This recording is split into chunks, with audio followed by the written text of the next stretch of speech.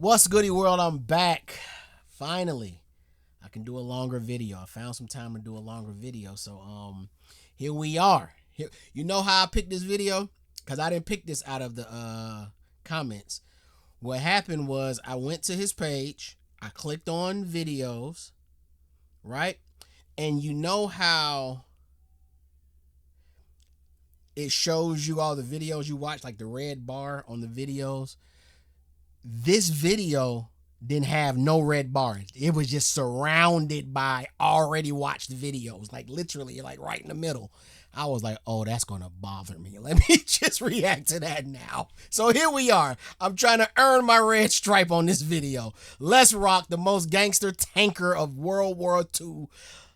Wait a minute, I just did a tank video. That's crazy. The most gangster tanker of World War II, Lafayette War Daddy pool. Let rock. Learn me some. Before you ask, yes, this is in fact the guy that Brad Pitt's character in the movie Fury is based off of, and yes, the nickname War Daddy was real. Today we're talking about the most gangster tank commander in American history, Lafayette Greenpool, his incredible crew, and their infamous M4A176W Sherman. Today we're talking about the most gangster tank commander in American history, Lafayette Greenpool, his incredible crew, and their infamous M4A176W Sherman tank, known by its moniker painted across the side, In the Mood. This video is brought to you by War. I thought it said In the Hood. Say In the Mood. I thought it said known by its moniker painted across the side. Yeah. I thought it said In the Hood. My bad. In the Mood. This video is brought to you by War Thunder, the best and most realistic vehicle combat video game that has ever been made. This game has over 2,500 tanks, planes, helicopters, boats, and ships. Seriously, pretty much every vehicle that's been used in armed conflict from the 1920s until modern times is in this game. My favorite part about this game is the history Easter eggs and how realistic it is. For example, since we're talking about Lafayette Greenpool, we can actually go in, pick his exact tank, the M4A176, and then we can customize it to put In the Mood on the side of it, just like he had on his tank. Oh, that's and then fine. You can hop over to X-ray mode and see how much work they actually put into this game, making X-ray versions of every single vehicle, showing the crew and the different components of all of it. And then they use this X-ray mode in gameplay, so when you shoot at an enemy tank, you're not just shooting at the tank until it blows up. You can... I had to stop it. I gotta say something. Man. And hey, look, y'all can chew me out. Y'all can yell at me, curse at me. Okay, all of these weapons, all of these vehicles, all of these mobile contraptions that I've learned about from watching Nick and other videos, they always talk. This is gonna sound crazy. What made me think about it is the 3D on the game and how tight it was, how tight everybody is on the inside of the tank. It makes, we always talking about how much the guns pack a punch, how much this pack a punch, how fast they go. What about the AC? How good is the AC in these jets, in these tanks, y'all, in these ships? Why we not talking about what version air conditioning system they're installing in these contraptions? That's what I want to know. I want to know what the AC do. Hold on now. Now you look at this tank. Every single vehicle. Now you look at that. That don't make you hot. Looking at it, that made me hot as hell. What the AC like, y'all? Showing the crew and the different components of all of it. And then they use this X-ray mode in gameplay, so when you shoot at an enemy tank, you're not just shooting at the tank until it blows up. You can shoot the enemy tank and disable the tracks. You could take out the engine, you could kill a single member of the crew, or you could take out the entire crew. And the best part about all of this, it's free on PC, PlayStation, and Xbox. So if you decide you want to give it a try, I will have it linked in the description down below, and when you use my link, you're going to get a bunch of free stuff unlocked right off the bat. Vehicles, skins, in-game currency, everything you need to get started, so go check it out. Let's get back to the video. Once upon a time, July 23rd, 1919, two twins would be born, John Thomas Poole and his younger brother by 5 minutes, Lafayette Greenpool. They both spent their entire childhood growing up in Texas. The Great Depression happened when they were 10 years old. Despite that, they were both star athletes in middle school and high school, and then when they graduated from high school in 1937, John and Lafayette, the two brothers, wanted to join the Navy together. Like everything else they'd done in their life life at this point. They go down to the local recruiting office together, and they both sign up for the U.S. Navy. Then they go to get their physicals. John passes with flying colors, but Leigh, on the other hand, is rejected because his eyesight isn't good enough because he has one bad eye from an injury from when he was younger, which is turning into a weird pattern at this point because there's a shocking amount of badasses that are originally rejected from the U.S. military for apparently having bad eyesight. I mean, off the top of my head, we've got Lawson Red Ramage, the first submarine commander to earn the Medal of Honor, which I don't know why your vision needs to be super good inside of a submarine, but whatever. Then we've got Willis Ching Lee, literally an Olympic sniper that was the greatest battleship commander of all time, that after he had won the Olympics for sharpshooting was told that his vision wasn't good enough. And then, of course, we have Jay Zemer, Medal of Honor. Shut up. Nick, stop lying to me. You... What? What? Wait, what? He said the Olympics. He didn't say a contest that somebody had in Kentucky. That's not what he said. He said the actual... You know, the Olympics is where the world gathers and not for war. Kinda, but not really. You see what I'm saying? And they still tell you that your vision's bad. It gets weird. It gets weird. It's just weird. Marine, but whatever. Then we've got Willis Ching Lee, literally an Olympic sniper that was the greatest battleship commander of all time, that after he had won the Olympics for sharpshooting was told that his vision wasn't good enough. And then, of course, we have Jay Zemer, Medal of Honor recipient, the pilot of the most decorated air crew in U.S. history that was also rejected because his vision wasn't good enough. And now we have Lafayette Greenpool, the greatest American tanker of all time, also being rejected because his vision just isn't quite good enough. Now, that being said, here's where Pool's just a little bit different from those other heroes. He's trying to join in 1937. World War II has not kicked off yet, so he's not overly motivated to join the military. So, unlike the other three, he does not cheat on his eye exam to get in. He decides that he's just going to go off to college and become an engineer. So that's what happens. John ships off to go get trained for the Navy. Leigh decides he's going to stay around town. He helps his parents out on the farm. He goes off to college to become an engineer, and he also decides that he's going to start boxing to earn some extra money on the side. And over the course of the next 3 years, he never loses a single match because he is an incredibly talented boxer. Then, September 16th, Now imagine you need your vision to see a punch coming.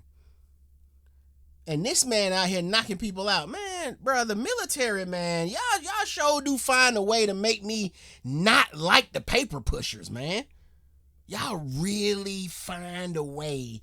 Nick, you really found a way to make me dislike these people, bro. Never loses a single match because he is an incredibly talented boxer. Then, September 16th, 1940, America decides to reinstitute the draft because World War II is looming on America. Because of this, Leigh decides that he's going to try to join the military again, but he's concerned that the Navy still has records of him failing his vision test from a couple of years ago. So, instead, this time, he goes to an Army recruiter, gets signed up, goes to the physical, and this time, he does what all great American heroes do. He cheats on that eye exam and he passes. Seriously, the impact that a bunch of dudes cheating on the eye exam to get into the military has had on the world that we live in today is profound. So Pool ships off to training, he excels at everything he does, and then every time he gets leave, he's always going out and taking boxing prize fights to win more money on the side. So he finishes training, gets assigned to the 32nd Armored Regiment, where he rapidly becomes a sergeant and a tank commander, again, continuing to box every second he can. As World War II ramps up, the 32nd How does that work, y'all? How are you able to fight? It sounds like he's fighting professionally. How is he fighting professionally while enlisted? Fill me in. Armored Regiment's training gets more and box every second he can. As World War II ramps up, the 32nd Armored Regiment's training gets more and more intense as they get put in different climates in different places all over the country. They train in Louisiana, they train in Pennsylvania, and now they're out in the Mojave Desert in California. And at this point, Pool's developed quite a name for himself. Everybody knows who he is. He's a 6'3" boxer that's 41-0. He's never been defeated, and he is one of the best, if not the best tank commander that they have. And because of this, he gets a little bit of sway with how things go. So he actually goes out and starts picking his own tank crew, and he picks the best of the best. In the driver's seat, he's got 24-year-old Private First Class Wilbert Richards, aka Baby, a nickname that he got when the crew was out for dinner one night at a diner, and the waitress looked at him and said, "I didn't think they let babies join the army." Despite having a baby face, Pool said that he was the best tank driver in all of World War II. He was so good that he could parallel park a Sherman tank in the middle of downtown New York during rush hour traffic.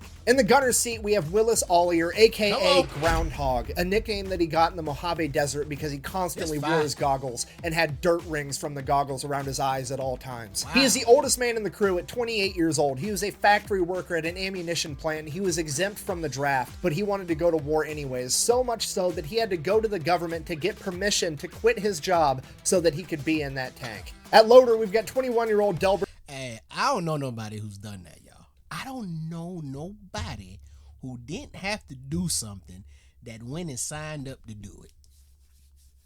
I don't think I know nobody who did that. I mean, besides charity work, I ain't talking about stuff like that. Y'all know I'm talking about this. Y'all know what I'm talking about. From the draft, but he wanted to go to war anyways, so much so that he had to go to the government to get permission to quit his job so that he could be in that tank. At loader, we've got 21-year-old Delbert Boggs, aka Jailbird, a nickname that he got because he was allegedly there because the judge gave him the option of go to war or go to jail. Standing at only 5'6", 120 pounds, Jailbird had probably the most physically demanding job in the entire tank crew. Despite his stature, he was able to load that gun faster than Poole could say fire. And then at assistant driver and bow gunner, we have Arthur Reed, who has not quite earned a nickname yet. The crew then decided that their fearless leader needed a nickname too. Poole was already becoming a legend. He was an undefeated boxer. He was one of the best tank commanders America had, and he made sure that everybody in his crew was squared away and taken care of at all times. He took complete responsibility for them. He was just like their dad, and for that reason, they gave him one of the coolest nicknames ever, and the same one from the movie Fury, War Daddy. Hey! Don't fuck yourself, War Daddy! Cost is too high. Still owe me 40 bucks!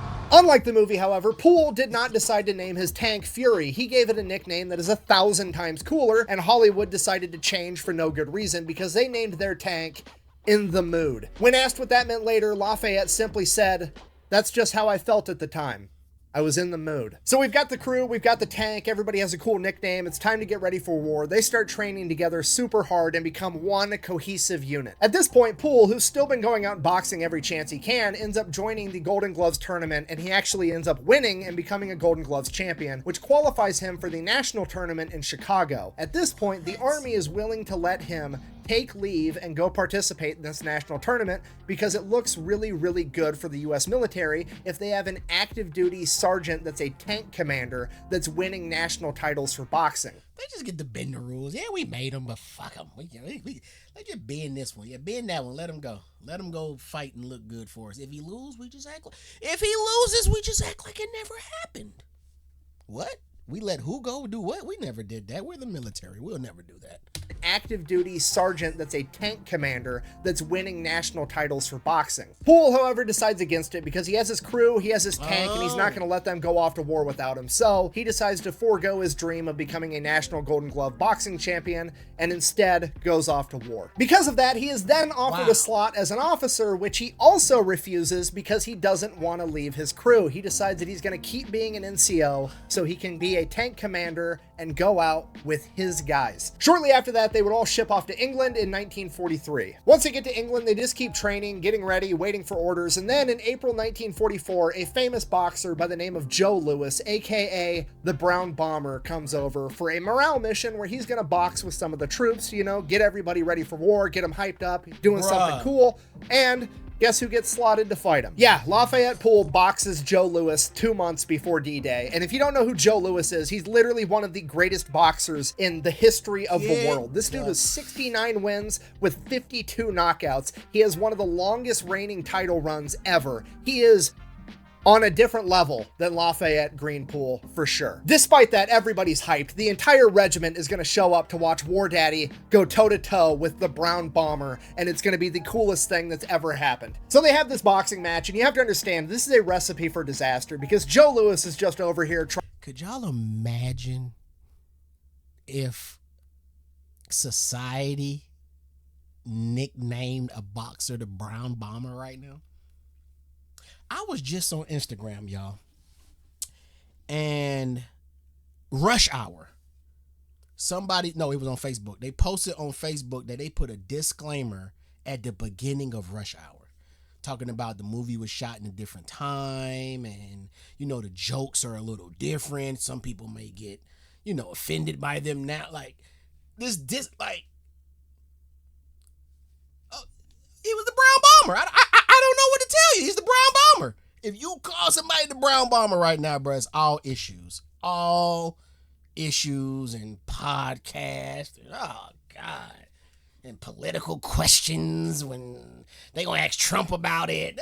Ah, Have this boxing match, and you have to understand this is a recipe for disaster because Joe Louis is just over here trying to do the right thing, help with the war effort, raise morale of the troops before they go off into battle. You know, he's being really cool about this whole thing. He's going from unit to unit, and he's boxing a new army guy every night for like months straight. So I mean, this is nothing more than a glorified sparring match to him. He's not going in there trying to actually hurt the army guy. Hopefully the army guy's not going on to hurt him. He's just going out there to put on a show. Poole, on the other hand, remember, just gave up his dream for a national title in boxing so that he could go to war, and now the world heavyweight champion is there and he gets to box him. So in the back of his mind, there's got to be a part of him that's just like, I mean, come on. maybe I could take this guy. So Poole goes in there obviously wanting a real fight. And that's exactly what he got. The match starts, Joe Louis goes in there, he's dancing around, he's pulling his punches, he's putting on a show, he's being super nice to Poole, and then the first chance Poole got, he threw a hard punch and just cracked Joe Louis, allegedly stumbled him a little bit, and then Joe Louis tied up with Poole and whispered in his ear,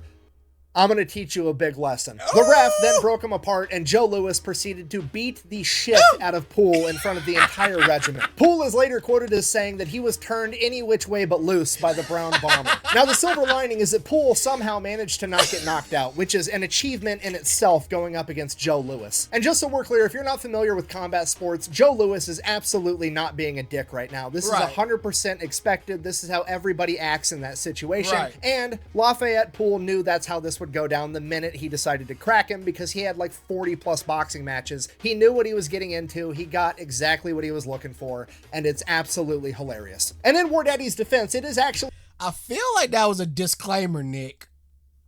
I feel like that was a disclaimer, like, hey guys, don't panic. Yes, that's what he wanted. He knew this was gonna happen. That was a little disclaimer, Nick. Don't get mad, y'all. Yes, he beat up our boy. But our boy was expecting it. Okay, let's not make this a thing.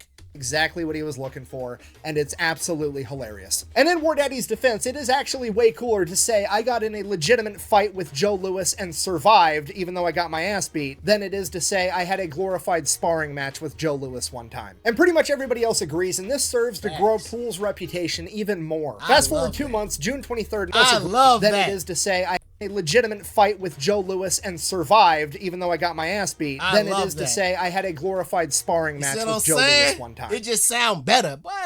Bruh, I squared up with Joe Louis, like for real. Not no play, oh, we were just sparring. No, I squared up with him. Yeah, he whooped my ass. Who don't? Like, yeah. He whooped my ass. But I got in there.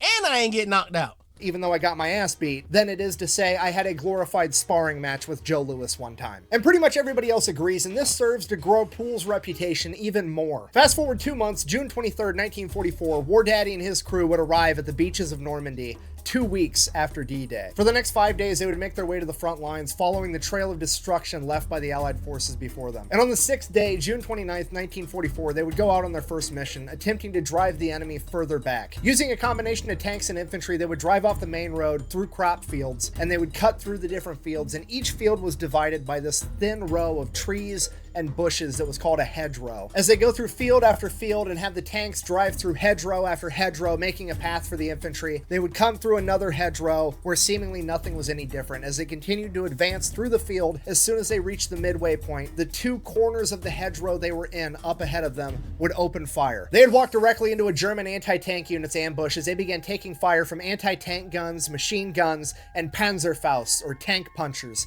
which were an early German rocket launcher designed to take out Allied tanks. The Germans were so well camouflaged in the hedgerows ahead that they couldn't even be seen. The only thing they could fire at was the muzzle flashes of the Germans firing at them first. As the Americans began to return fire, In the Mood was struck by a Panzerfaust. I gotta watch Fury again. Yo, I haven't watched... I think I've only watched that movie one time in my life. I gotta watch that movie again.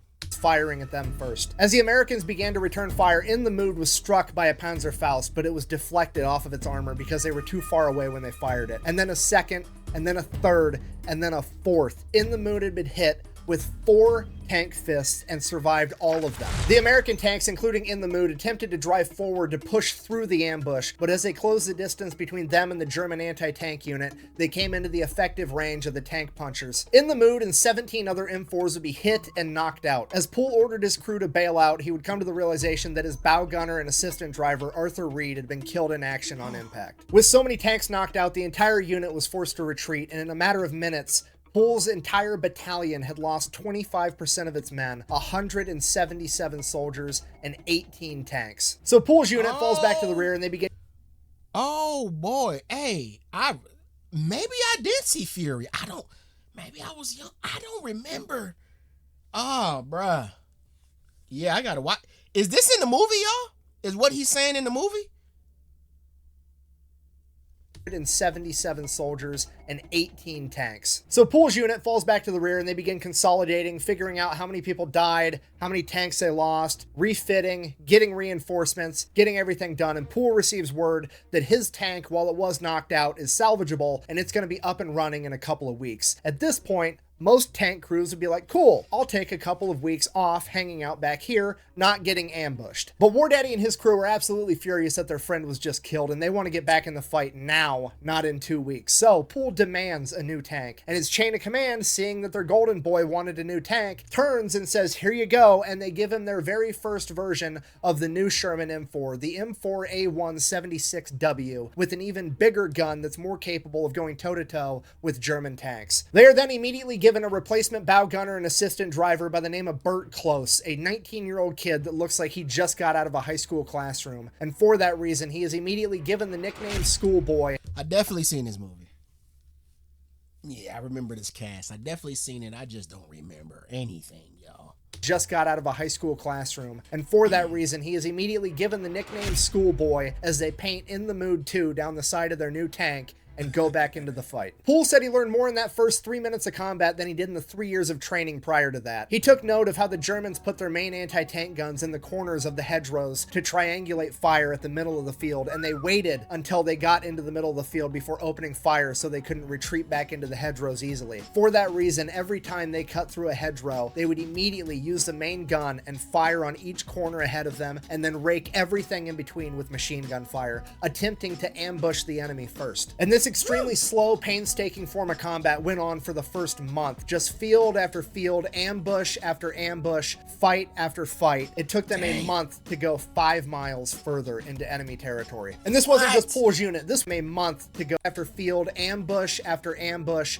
fight after fight. It took them a month to go 5 miles further into enemy territory. And this wasn't just Poole's unit. This was the entire military fighting tooth and nail for every inch of land that they got. Because of this, General Omar Bradley decided to launch Operation Cobra on July 25th. The plan was to bomb the enemy first, and then bomb the enemy again and again and again, and then roll in with tanks and take care of whatever's left. On July 26, 1944, Operation Cobra will reach its apex when 3,300 Allied bombers dropped 14,000 tons of bombs in the span of 3 hours. Just for the record, so we're all clear, 14,000 tons is over 30 million pounds in 3 hours. With all the bombings breaking down the enemy line, the combat Yo, this is so crazy. It's just so crazy how. What do you say? 3 million pound? What do you say? Million pound record. So we're all clear. 14,000 tons is over 30 million pounds of bombs being dropped on Earth, while the rest of the Earth is just carrying on.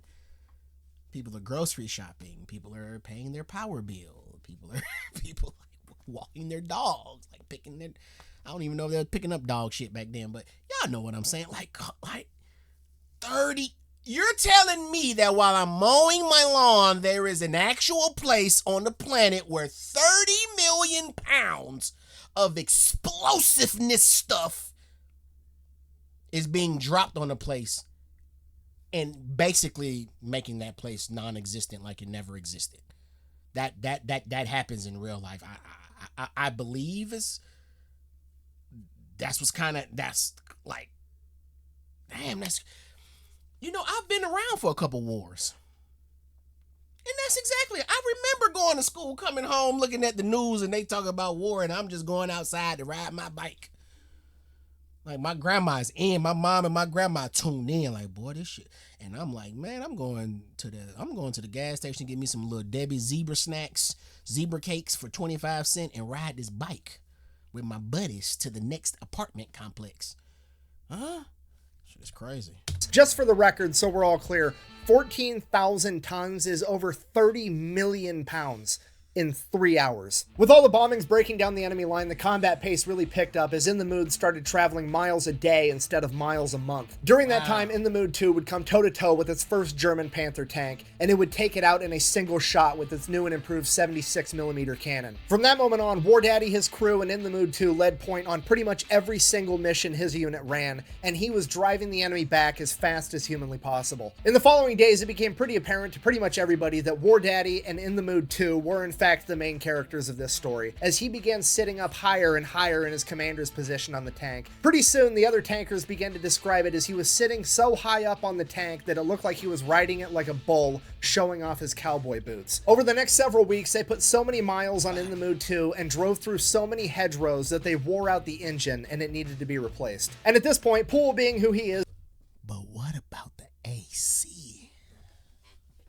Did the AC go out? This is like, I'm not waiting for that thing to get fixed, just give me another tank so I can keep fighting. And the chain of command is like, actually, that's perfect because now your original tank is fixed, so you can just have that one back. No, God! Oh. Poole immediately is like, no, absolutely not. I It's need older, this big it's boy. slower, the gun is smaller, and most importantly, my friend died in the assistant driver's seat, and I don't want to look at that for the rest of this war. I'm not taking that tank. He was then given a direct order to take the tank, to which he's like, okay, fine. He then orders the rest of his crew to go over to In the Mood 2 and observe it getting fixed by the mechanics and having a new motor put in it, which is weird because they're not getting that tank back anyways, so why on earth is he doing that? In reality, he just wanted to make sure that his crew was somewhere so they couldn't get blamed with what he's about to do. So he goes over by himself, I'm thinking he about to tell the crew, observe, see what they doing, because we about to make some modifications. My boy said, go over there. I'm about to do some silly shit. You don't want no parts of it. his crew. What my boy say to oh my God, you don't want nothing.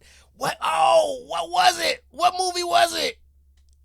He was like, you don't want none of this, man. Go away. You don't want none. It was a no, it wasn't a Will Ferrell movie. It's my boy from Step Brothers, his co-star. Oh, what movie is it? When he wanted to do the drugs and they were telling him, don't turn away, man. Don't come in here, man. You don't want no parts of this, man. What movie was it? Classic movie. Oh, I suck, y'all. I suck at this. Not getting that tank back anyways, so why on earth is he doing that? In reality, he just wanted to make sure that his crew was somewhere so they couldn't get blamed with what he's about to do. So he goes over by himself, picks up his new tank, and then proceeds to immediately drive it directly into a lake. I mean, technically, we don't know that for sure. The only official documentation as to what happened to this tank is from the maintenance crew, and it says, and I quote, "The vehicle was believed to have been driven into a lake." And at this point, the chain of command is just like, okay, well, I mean, let's hold on. This is the golden boy. I don't want to get rid of him. Hear me out. He did just save a tank the other day that we were going to lose. He ran in front of a bunch of machine gun fire and got that tank back. So now that he threw this tank away, it's basically a net zero. I think we should just let it slide. Go ahead, give him a new M4A176W again, and we'll get him back on the front lines. And that's it. That's the whole story. They give him a new tank, and he goes back to fighting, okay? Do you understand how incredibly gangster that is? This is an entire another level of plot armor, okay? Going toe-to-toe with the enemy and, like, doing some crazy stuff and surviving, that's one level. Going toe-to-toe with Uncle Sam about his money is a completely another level of plot armor that most people can't even fathom. For example, when you go to get out of the military, they make you turn in every piece of equipment they ever gave you, ever, okay? They're gonna pull out a sheet of paper that's this long with a list of all of it, and it's going to be the most ridiculous stuff on the planet. They're going to be like, yeah, we gave you a a marker tube type in 2003. What the fuck is a marker tube type? Oh, a Sharpie. You gave me a Sharpie in 2003? Okay, I'll just pay for it. How much does the government pay for Sharpies? $79.95 is what we pay for fucking Sharpies around here. And then you have to pay the government $79.95 for a Sharpie that you lost 20 years ago, otherwise they negatively impact your credit score. The rest of us mere mortals are over here getting harassed by the US military because we lost a canteen cup at some point. Meanwhile, War Daddy's over here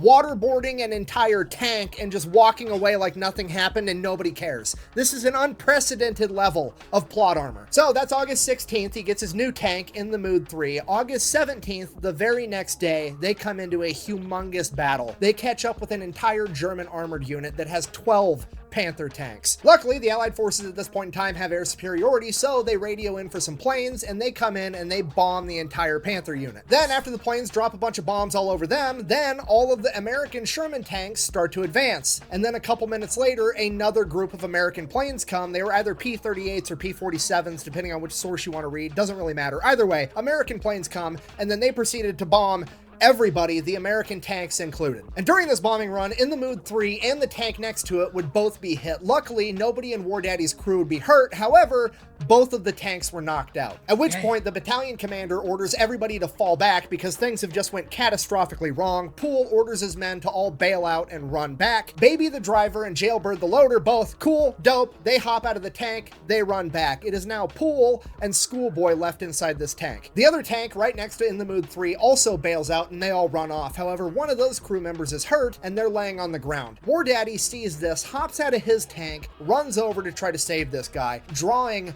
all the machine gun fire from the German side on in the Mood 3. War Daddy ends up making it over to this other tanker and helping to save him. However, Burt Close, Schoolboy, is now pinned down underneath in the Mood 3, so he just digs in and buries himself underneath the tank, hoping that he's not hit by enemy machine gun fire or an American plane. So that's all he does. He just lays underneath the tank and kind of buries himself in the dirt, and he waits, listening to the machine gun fire bounce off his tank as he hears American bombs exploding in the background, and he just waits.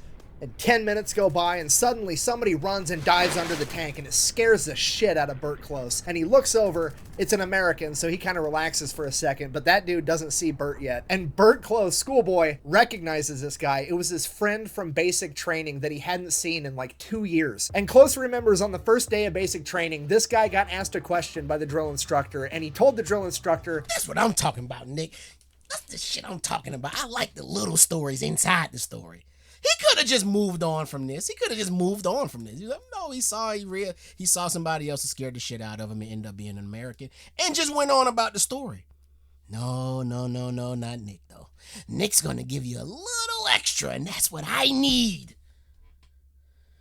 That's what I need. I need that little extra because I want to know what the hell. What's their background? Because how they go from their background to meeting under a tank while 30 mil... I know it wasn't that, but while the bombs are being dropped and the bullets are being shot. How did you end up chilling outside world meeting? Hey, what's up? What's good? But now you're under a tank fighting for your life or hiding for your life. Either way. It was his friend from basic training that he hadn't seen in like 2 years. And Close remembers on the first day of basic training, this guy got asked a question by the drill instructor, and he told the drill instructor, "I don't know." And from that point on, throughout the rest of their training, that particular drill instructor would always tell this guy, "What do you know?" Bearing that in mind, Schoolboy asks the guy, "Hey, what the hell happened?" And that guy responds, "I have no idea." To which Schoolboy responds the same thing the drill instructor would have responded, "What do you know?" And that guy whipped his head around, recognizing the voice of his friend, and they were reunited after like 2 years not seeing each other, not knowing if they were alive. They've just... Bruh, that is a classic story. Classic stories within classic stories. Give me a classic story within a classic story within one, Nick. Hell wrong with y'all. Come on.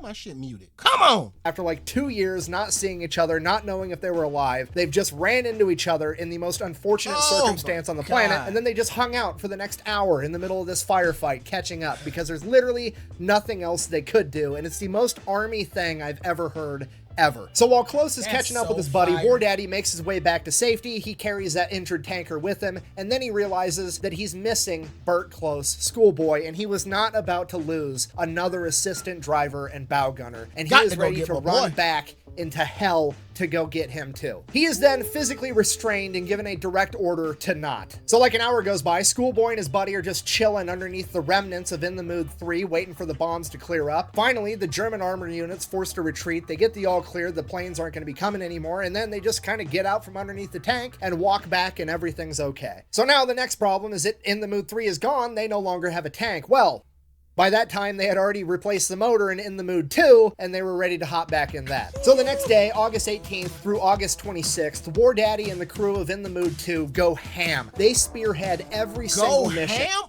Yo, Nick! Go ham? Do y'all know what go ham mean?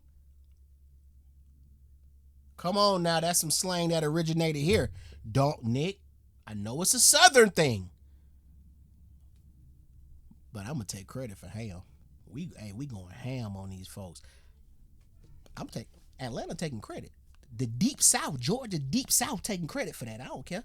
Prove me wrong then, Nick. 2, and they were ready to hop back in that. So the next day, August 18th through August 26th, War Daddy and the crew of In the Mood 2 go ham. They spearhead every single mission, driving further and further into enemy territory, wrecking absolutely anybody that gets in their way. Poole and In the Mood 3 are leading the entire 3rd Armored Division deeper and deeper into enemy territory, and during this point of the war, the 3rd Armored Division earns the nickname the Spearhead Division because they are leading the rest of the military into the fight because they are advancing so rapidly. It is literally the largest unhealthcare system in the world being spearheaded by War Daddy and his crew of In the Mood 2. They're pushing so hard, so fast into enemy territory that they start getting direct orders from the battalion commander to slow down and let everybody else catch up. There's accounts of In the Mood 2 taking out entire infantry companies by themselves, 250 men in a single day. And somehow, presumably divine plot armor, despite the fact that they are the first and sometimes the only one into a fight, they go completely untouched every single time. Then, August 27th, they come across a major set of train tracks, at which point they're all like, I got an idea, let's line the tanks up and wait. And that's what they did, and they waited. And they waited, and like 8 hours later, here comes a German train full of all types of cargo and equipment and tanks and armored vehicles rolling down the tracks, and a bunch of Sherman tanks just open fire, turning the entire thing into a shooting gallery, destroying absolutely everything on this train. At which point, Poole is like, cool. Now that I know which direction the trains are headed, I'm going to go get the next one. And he takes off heading the opposite direction that the train is going to be coming. So he's going to catch this train before anybody else. And sure enough, like an hour later, here comes another train headed in the exact same direction. It is now In the Mood 2 and this train going head to head as In the Mood 2 starts firing 76mm rounds into the engine of the locomotive. After 2 shots, it completely destroys the locomotive engine as the rest of the train glides to a halt. As they pull around and the rest of the train comes into view, there are 4 German Tiger II tanks on this train. They haven't even ran into one of these in combat yet, and there's 4 of them sitting dead on this train, but the Germans are running to get in the tanks to use them as artillery and get the guns aimed at In the Mood 2. And one of those German guns will absolutely destroy In the Mood 2. Probably with a single hit. At this point, Schoolboy starts using his 30 cal machine gun, and War Daddy starts using the 50 cal up top to shoot at these German Tiger tanks. Not because it's actually going to hurt the tanks, but because all the machine gun fire is keeping the Germans from getting inside of them to be able to use them. And while that's going on, Groundhog is opening fire on the tanks with the 76mm over and over, finally being able to break through the Tiger tank's armor, destroying all 4 of the tanks as they continue to destroy everything else on this train. For the next half hour, it is a complete shooting gallery as In the Mood 2 wreaks havoc on this now defenseless train. At some point, the rest of the tanks catch up and they chip into, but the majority of the credit ends up going to In the Mood 2. When the smoke clears, they make sure all the Germans are gone, and then they go in and see what else, if there's any cargo that's salvageable, hoping for like, I don't know, German chocolate, or food, or most importantly, booze. And they go in and they start looking at all the cargo, and it's an entire train, besides the tanks and a couple armored cars that were on there. All the cargo is just like French lingerie and fancy perfumes and a bunch of woman stuff. Basically, they figured the Germans were just loading up trains full of anything they could find of value inside of France and trying to ship it back by rail to Germany to extract as much value as possible as they were being forced to retreat. Now, here's the silver lining. Somebody had the brilliant idea of like, hey, It's not food and it's not beer, but hear me out. The entire 3rd AD is on its way to Belgium right now. And if we show up in Belgium and we give all the ladies there a bunch of French lingerie and perfume, we're going to be heroes, and then maybe, just maybe, they'll wear it for us. If so facto, there's now an entire regiment of M4 Sherman tanks and armored cars full to the brim of fancy French lingerie and perfume headed to Belgium. Now at this point, while everybody else is loading up lingerie and perfume, the chain of command is having a meeting because War Daddy and his tank crew just took out an entire train pretty much by themselves, including 4 German Tiger II tanks. So we need to get them some kind of award. So it becomes clear to the chain of command that these are probably the best tank crew that America has right now, and they would do a better job of serving the country if they were sent back home and sent on tour where they could tell their story and help sell war bonds. And honestly, they've earned it at this point. So the chain of command then orders Poole to fall all the way back to the very rear and let everybody else handle everything from here on out. Fast forward 2 hours later, whoever's spearheading the formation now comes up to this bridge, and this bridge is the only way across this river, and it's being guarded by 3 German Panthers, and leadership has no idea how to cross this bridge. So leadership has another meeting, and they're like, fuck, I guess, let's get War Daddy back up here. We need the main character. Bring him up. So All tanks, War Daddy.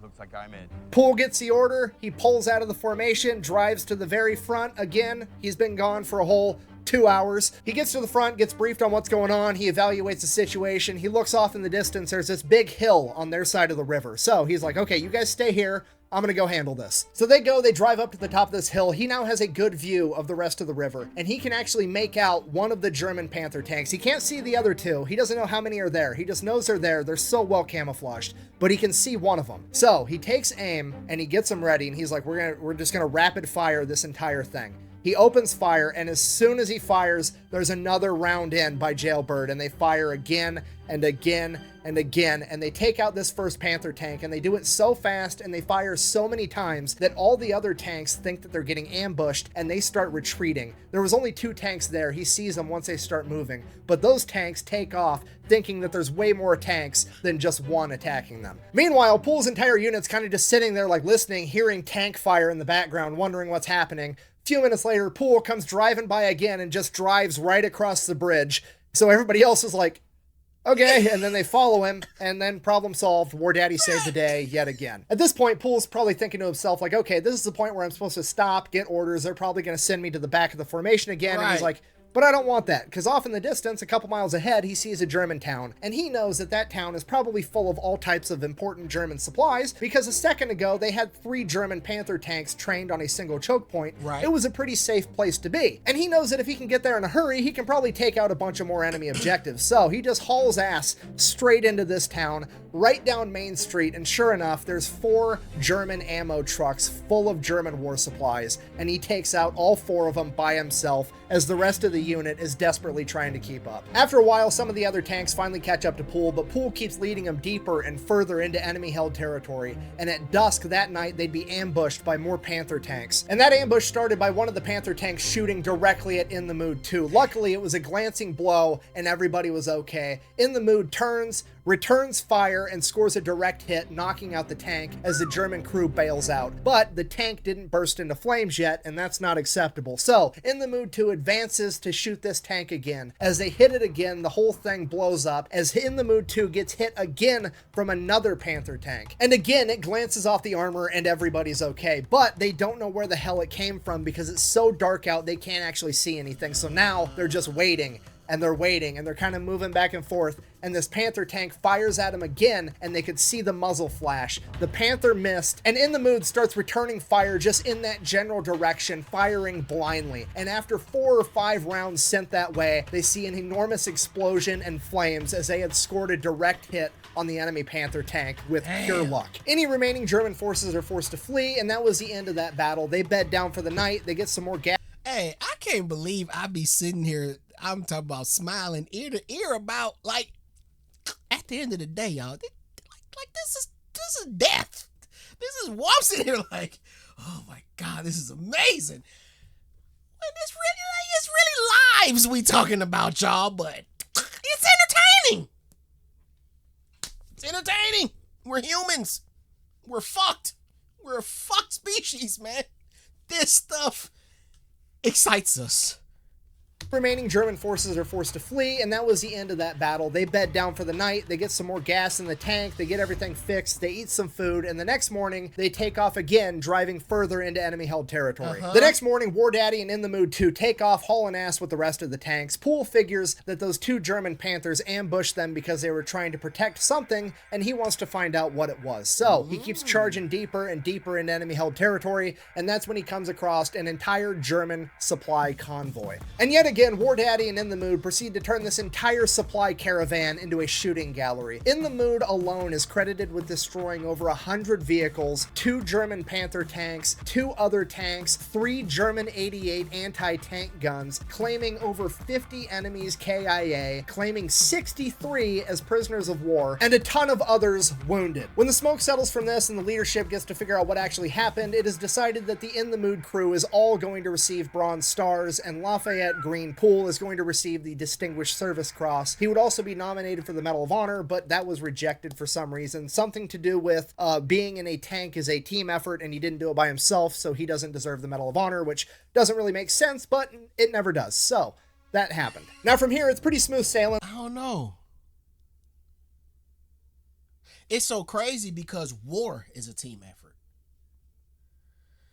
The shit be making sense and then it don't be making sense. Because, yeah, I see what you're saying, but I don't see what you're saying. This whole thing is a team effort. What are we talking about? Whether I'm out there solo dolo, whether I'm a sniper crawling 1 mile in 9 years, inching myself along, it doesn't matter. I'm still a part of the team. I'm playing my position on the team. So what? But then again, we're humans. Humans make the rules. So there's always some flaw in there. There's always some... And as humans, I think everybody watching, we've all learned to accept that is just how things work. Yes, there are rules. And then yes, there are some things that happen within those rules that don't make sense. And it's just kind of a universal understanding, like, all right, bro, like this, because it don't make sense that he's on a team, but now you telling him since he wasn't alone. But then you tell me if my team wasn't there to watch me get the kill, then I didn't get the kill. But if I'm alone, the kill don't count. But if I'm not alone, I can't get the Medal of Honor. But if I'm alone, I can get the Medal of Honor. But I can't get. I'm confused, y'all. I done confused myself. He would also be nominated for the Medal of Honor, but that was rejected for some reason. Something to do with being in a tank is a team effort, and he didn't do it by himself, so he doesn't deserve the Medal of Honor, which doesn't really make sense, but it never does. So that happened. Now from here, it's pretty smooth sailing. They don't have much contact with the German military. They're pretty much just going from town to town, hanging out in a town at the end of every night. However, In the Mood continues to be the #1 spearhead of the entire division, and now, instead of being the first into contact, they're the first into every town, and that comes with its own unique set of rewards, because as soon as American tanks start rolling in, all the people come running out as they start celebrating that the Americans are here to beat the Nazis, and they start showering them with gifts, cheeses, breads, fruits, eggs, and most importantly, booze. So In the Mood gets first dibs on all the booze. This pattern repeats itself day after day for a little while, and then they eventually come up on a bigger city called Liège in Belgium. Once there, they take the city pretty easily, capturing 1,500 German POWs, and then they've essentially freed the town, at which point all the townspeople come rushing out to thank the Americans, and surprise, surprise, this city is full of very attractive young Belgian women. They start giving the soldiers gifts like food and booze, and in exchange, the soldiers break out the fancy lingerie and perfume that they liberated from that train a couple of days ago, and they start giving that back in exchange, and the entire thing turns into one gigantic block party that kind of ends up turning into a shit show, because all the soldiers spread out as they start sleeping with all these young women, showing them that inches are in fact better than centimeters, and everybody's just completely hammered. Which was fine, there was nothing wrong with that, right up until the next morning when the chain of command got the order to move out immediately. At which point the leadership, A, they're hungover, but B, they're kind of looking around, it's just like there's passed out people drunk all over the city, on the sidewalks, in the streets. It's chaos. The soldiers are all spread out because they all went home with different women. They don't know where like 75% of their soldiers even are. They radio back, they're like, we're gonna need a couple of days to regroup. We had an issue in town here. So after that, they spend the next couple of days had a pum pum party. They had a pum pum party. It's funny because Nick mentioned how they were going through different towns. Them boys said, nah, let's not give them the perfume. They got to Belgium and saw all the baddies walking around. It was like, yeah, this where we distribute the perfume because they're going to distribute the pum pum. And we want the pum pum, guys. Is regrouping and getting ready to move out again. After they get regrouped, it's off to the Siegfried Line, the border of Germany, guarded by dragon's teeth, mines, machine gun positions. These are the exact clips he used in the what's the name of the tank, y'all? I just did the reaction yesterday. God, I'm so bad at this. Anyways, that tank. Doom Turtle. These are the clips he used from the Doom Turtle with the spikes, and the spikes ended up being bullshit. The border of Germany, guarded by dragon's teeth, mines, machine gun positions, and barbed wire. They have to finally make their last push and break into Germany. On their way to the Siegfried Line, Poole is informed that him and his crew are not going to be allowed to spearhead this mission either, and they are to remain in the rear because him and his crew are still going to get sent home early so that they can sell war bonds and be heroes. Poole is also informed that they are going to be taking away his loader. Del Boggs, Jailbird, is going to be sent all the way to the rear where he is going to have to undergo a vision and hearing exam for the next 2 weeks, pretty much the entire duration of the rest of their time in theater before they get sent back home. And the actual reason for this was because his brother had passed away in combat 2 weeks prior, and he was the last remaining son in his family, and the commander did not want to have to tell that man's family that he died in combat 2 weeks before he was supposed to come home. So he was going to be sent all the way to the rear where he was going to stay until he could get sent back to America. Safely. Bearing all this in mind, Poole agrees, and man, you know, as much as we hate, I'm saying we, like, as much as we hate the pencil pushers, that, like, Nick has taught me about a couple who understood, like, nah, we still need this dude, or we should do this, or we should do that, and even though they're paper pushers, they made the right call. I feel like that was the right call. I feel like somebody was like, man, come on, man. His brother just died. Man, he the last one. Like I know we can't just send him home. We gotta wait a little, but just keep him out of harm's way.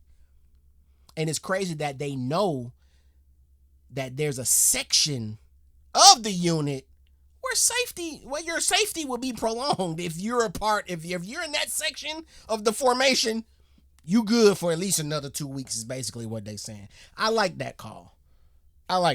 Where he was going to stay until he could get sent back to America. Bearing all this in mind, Poole agrees, and he is going to remain in the rear of the formation, and he's not going to be doing anything crazy. He is then assigned a brand new, fresh out of basic training, Private First Class Kenneth King to be the replacement loader for Jailbird, the best M4 loader in all of World War II. Somehow a German tank snuck past the American line and managed to ambush Poole's section, and the first tank they managed to shoot was in the mood. Poole immediately orders his crew to return fire, which they do, but the shell wasn't effective against the Panther, as he orders them to fire again, but Private First Class Kenneth King wasn't able to reload at the same pace that Jailbird was before him. So Poole orders Baby to throw it in reverse as he tries to get this kid more time to reload the gun. He ends up jamming the gun as the Panther fires another shell at In the Mood, and it punches through In the Mood and hits Private First Class Kenneth King directly in the head, killing him instantly. As Poole and Groundhog are both ejected from the tank, severely wounded, and the tank is still being thrown in reverse, being manned by nobody except for Baby and Schoolboy. Driving blind, they just continue to travel in reverse as another Panther shell hits In the Mood but glances off. After about 30 yards, they end up hitting a ditch and rolling the entire tank. Dang. While that's going on, Poole, who'd been ejected from the tank moments earlier, looks down to see that one of his legs has been completely shredded by the shrapnel. As he reaches into his pocket, pulls out a morphine syringe, basically a single one-time use dose of morphine, injects himself before pulling out his pocket knife and attempting to remove what's left of his leg. The nearby American tanks engage the German Panther, destroying it as a neighboring tank commander runs to Poole's aid. As Poole is yelling at him to go help the people in the tank, he doesn't. He runs up to Poole, injects him with another morphine syringe before calling medics to aid him. When the medics show up, they inject him with yet another morphine syringe, and Poole loses consciousness. The rest of the In the Mood crew survives, and they end up ultimately getting reassigned to different tank crews where they remain for the rest of World War II. Poole, on the other hand, has to have his right leg amputated 8 inches above the knee, and he is sent back home, where he spends the next 22 months in the hospital battling different infections, rehabbing, and getting fitted for a prosthetic. By the time he's released from the hospital, it is 1946 and World War II is over, and he is then immediately discharged from the United States military because he now no longer has a leg. Lafayette Green Poole, aka War Daddy, and his tank crew of In the Mood were in combat together for 81 days in World War II. And in that 81 days, they are credited with taking out 1,000 German soldiers, capturing 250 more, destroying 275 armored vehicles, and 12 German tanks. For this, Poole had been nominated for the Medal of Honor twice. The first time the paperwork had apparently been lost, and the second time he was just flat out rejected. He was, however, awarded the Distinguished Service Cross, the Legion of Merit, a Purple Heart, the French Croix de Guerre, and the Belgian Fourrière. After being released from the military, he went back home to Texas, where him and his wife started having kids, and he worked as a mechanic at a gas station for a number of years. And then... So he's not 60? He didn't... He's not 60? What do you mean he just started? Bruh. Yo, these war stories are crazy, y'all. They're crazy, bruh. They're crazy, and I get it. The timeline's laid out for me, but it's like when you're watching it and you get lost in it, you're like, this had to have happened over 30 years, but a war doesn't last. Well, let me not speak too soon, but like, you're doing all of this in this amount of time? You're doing all this in a semester of college. That's when you're going to do all of this in a semester. This is crazy. I got a question for y'all. I'm going to wait to the end. After a few years, the United States military came out with a special program where they would let people rejoin the military if they had special or desired talents, regardless of their physical disabilities, and Poole fit that bill. He was brought back into the military to serve as an advisor and to help train the next generation of tankers. He would do that from 1948 until retiring in 1960 as a Warrant Officer 4. He then decides that his next life adventure is going to be a preacher, which he does for a number of years, which honestly makes sense because the dude is super good at putting people in touch with God. So he does that for a little while, and then he gets bored with that, and he decides that he wants to give back and help the community. So you just gonna let the joke breeze by like that? Of years, which honestly makes sense because the dude is super good at putting people in touch with God. So he does that for a little while, and then he gets bored with that, and he decides that he wants to give back and help the community. So he decides that he's going to be a teacher. He goes and he becomes a middle school shop teacher, and on the first day of any kid's shop class, he would always lecture them on the importance of safety and how dangerous power tools could be, right before drilling a hole directly into his wooden prosthetic leg, but the kids didn't know that at the time. After that, he finally does truly retire, and in his retirement, he forms a relationship with the armored units out of Fort Hood. They bring him out there, they let him drive in an M1 Abrams tank for the first time. He's blown away at how much better they are than the tanks that he drove during World War II. They also have him as the guest of honor at all their military events where he commonly gets to speak, and he gets to know all the guys. And then in 1990, they're sent off to fight in Desert Storm. If you don't know, Desert Storm is considered to be the last great tank battles the world has ever seen. The last time that tanks were going toe-to-toe with one another on the battlefield. And the entire time that his guys were out there, Lafayette Poole was back home, glued to the news, watching it every single moment of every single day. And as Desert Storm, and by extension tank versus tank warfare, would come to a close, so would Lafayette Poole. His health began to decline, and he would pass away at the age of 71 on May 30th, 1991, the very same day that he received word that his armored unit out of Fort Hood had made their way to Germany safely on their way back home to America, because Desert Storm was over. Bringing a close not only to tank warfare as the world knew it, but the life of one of the greatest men to ever do it. So, in conclusion, if this has taught us anything, never underestimate what you can accomplish by cheating on your next eye exam. Thank you for watching. Best way to support the channel is go buy some merch over at thefatelectrician.com, and don't forget to go check out War Thunder, where you can play as In the Mood yourself. Whack, bang, out. Ugh, I can hear all the weird German internet fanboys already. You know, the Germans actually had a tank commander that had like 100 enemy tank kills, blah, blah, blah, blah, blah. That's more than Lafayette Poole, blah. Yeah, you know what? Here's the deal. If you want to be MVP, your team has to win. Secondly, quit simping over the German military. It's weird. Germans don't even do that. Grow up. Thanks for watching. Okay, that was a little personal, Nick. Damn, twin. Got a little personal. Got a little personality there. All right, so the question I had, entertain me, y'all. You know, I have friends that after high school, they know what they wanted to do in life. So they just joined the military. You know what I'm saying? They wanted the cool cars. So they joined the military and they got the cool cars. And then, you know, they either got discharged or they got injured and they come home, or they retire and they come home after their first 4 years. They come home and they're like, yeah, man, I'm at what is like? Yeah, I'm only at like 54%. I'm like, what does that mean? Like, yeah, I gotta do all this stuff to get at 100%. I'm like, 100% of what? They're like, my money.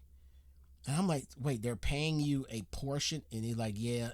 So my question is, these amazing stories, these vets we hear, like how he was discharged, and do they also have to fight to get their 100%? Do they got to do all that paperwork and do all that stuff that my buddies was going through to get the 100%? I don't even know if the 100% thing existed back then, but y'all know what I'm saying. There's people now. It doesn't have to be these guys. There's soldiers now. There's troops now that's dealing with this. Like,